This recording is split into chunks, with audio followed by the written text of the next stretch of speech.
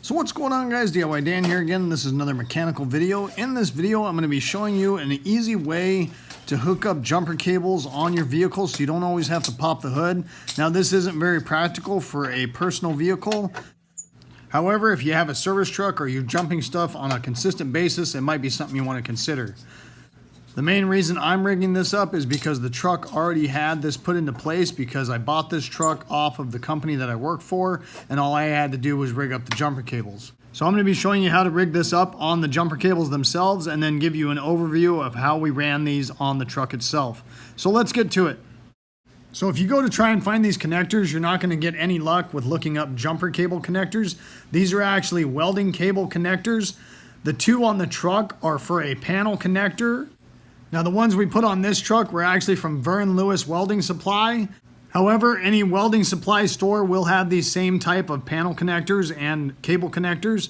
I also did a quick search on Amazon and they have these same type of welding connectors on there as well if you want to go that route. This one I thought was pretty cool because it has a fold down cover so you don't have exposed positive cable, which I've never really had a problem with on this vehicle or on any of the vehicles we've done this at our work, but it is kind of a cool concept. The ones I see on Amazon also come with red and black, which comes in handy.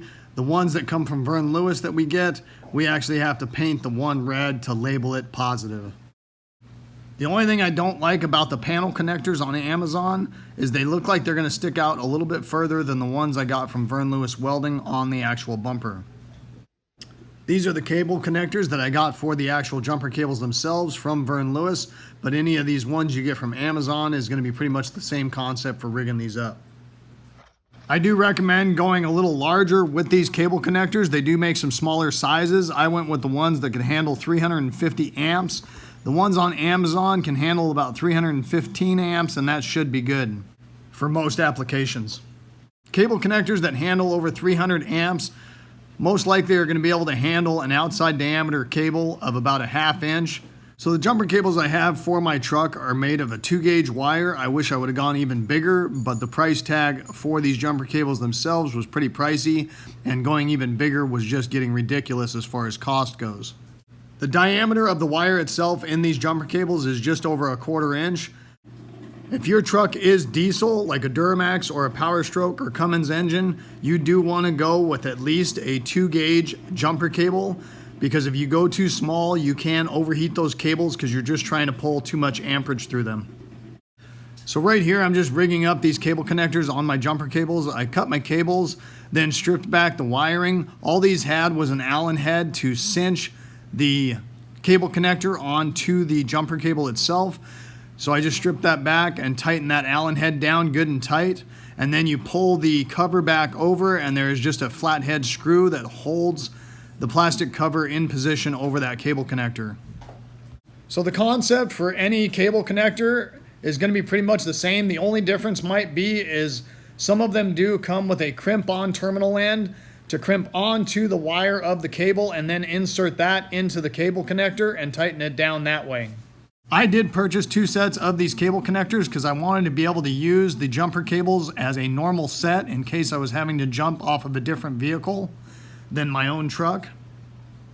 So the bumper of the vehicle will have the female connectors on it, and then your main set of jumper cables, you will need to put the male connectors on that.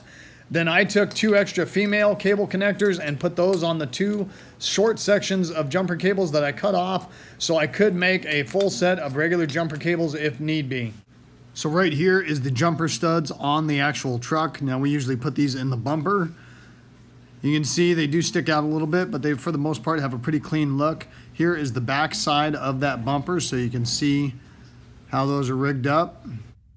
Running these panel connectors isn't that big of a deal. All you have to do is find the correct hole saw, drill the hole, put the panel connector through that hole, tighten down the nut, then grab 2 battery cables, crimp eyelets onto the end of those and tighten the nut down for those, run those up to the battery and do the same thing for the top of the battery. When routing the cables down from the bumper up to the battery, you want to avoid any sharp edges that could possibly cut through that insulation on the cable and short it out to ground, because that could be a possible fire hazard. The other thing I highly recommend is using a plastic wire split loom or a spiral wrap to add an extra layer of protection on those cables, especially the positive cable for the same reason.